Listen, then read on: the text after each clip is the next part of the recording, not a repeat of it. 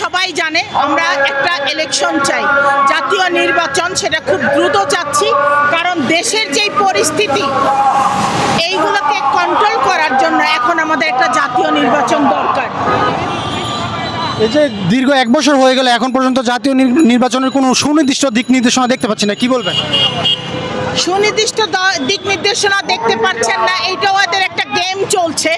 তো গেম ইনশাল্লাহ হয়তোবা আমরা পরিপূর্ণ করে আনবই। আমরা আন্দোলন, কঠিন সময় আন্দোলন করেছি না, সেই সময় আন্দোলন করে যখন দেশ নতুন করে আনতে পারছি, হাসিনা যখন পালিয়ে গেছে, তখন তো সে পালিয়ে গেছে দেশ থেকে ফালায় রেখে, কিন্তু সমস্ত দেশটাকে ধ্বংস করে গেছে। সেই ধ্বংসটাকে আমরা আবার রিকভার করব এবং আমাদের অ্যাক্টিং চেয়ারম্যান খুব দ্রুত বাংলাদেশে আসবেন। দ্রুত একটা সুন্দর জাতীয় নির্বাচন হবে। সেই নির্বাচনে আমরা পক্ষপাতী ইনশাল্লাহ।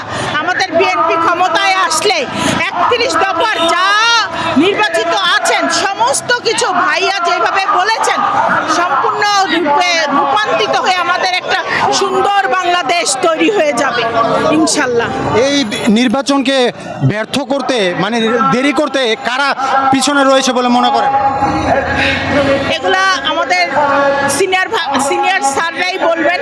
আমরা তো সাধারণ মানুষ, আমরা এগুলা বলতে রাজি না। তবে আমার বিশ্বাস সুন্দর কিছু একটা হবে আল্লাহর অশেষ রহমতে। আমি উপর আল্লাহকে বিশ্বাস করি।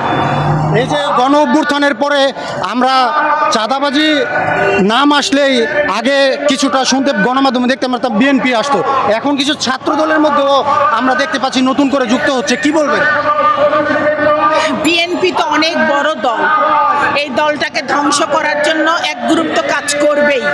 আর সেইটাও তো আমাদেরকে পরীক্ষিত করেই আমরা রাজপথ থেকে সংগ্রাম করে যুদ্ধ করেই তো চলে যাব ইনশাল্লাহ।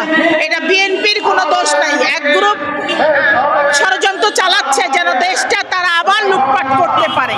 তো ইনশাল্লাহ সেটা আর হবে না। জাতীয় নির্বাচন শুরু হয়ে গেলে আমাদের দেশ সুনির্দিষ্ট সামনে সুন্দর বাংলাদেশ তৈরি হবে ইনশাল্লাহ। এই যে গতকালকে ঘোষণাপত্র ঘোষণা করা হলো, সেই ঘোষণাপত্রে আপনারা কতটুকু সন্তুষ্ট?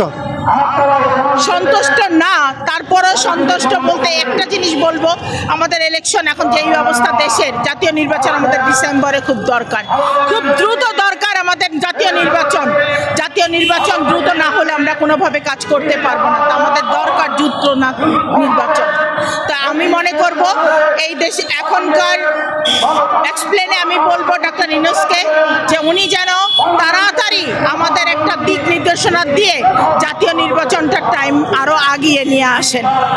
কিছুদিন আগেই তো ডক্টর মোহাম্মদ ইউনূস বলতেছিলেন যে হয়তো ফেব্রুয়ারির শেষের দিকে নির্বাচনটা হতে পারে, আবার ঠিক গতকালকেই বলতেছেন রমজানের আগে হবে। এই যে কোনো একটা সময় ফিক্স না কেন? বললাম তো একটু আগে, কুন্দল অনেক বড় চলছে, আর বিএনপির দল তো অনেক বড়, অনেক শক্তিশালী দল, যেই দলকে হার ভাঙানো যাবে না কোনোভাবেই, আর হার মানানোও যাবে না কোনোভাবেই।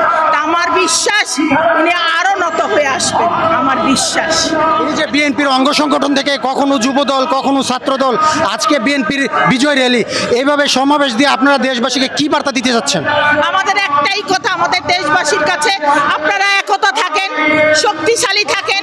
কোনো শক্তি, কোনো এই শক্তির মধ্যে কিছু খারাপ আসবে, যে খারাপের বিবেচনাতে আপনারা হয়তো ভাববেন যে আমাদের দল বুঝি ভেঙে গেল, তা না। এই যে শুরু হয়েছে 1 বছর ধরে কুন্দল, এই কুন্দলও থেমে যাবে। শুধু একটা জাতীয় নির্বাচন আসুক এবং আমাদের অ্যাক্টিং চেয়ারম্যান ওই সুদূর থেকে যখন ফিরে আসবেন, স্বাভাবিক সব কিছু হয়ে যাবে ইনশাআল্লাহ। আপনাকে সংক্ষিপ্ত করে আপনার পরিচয়?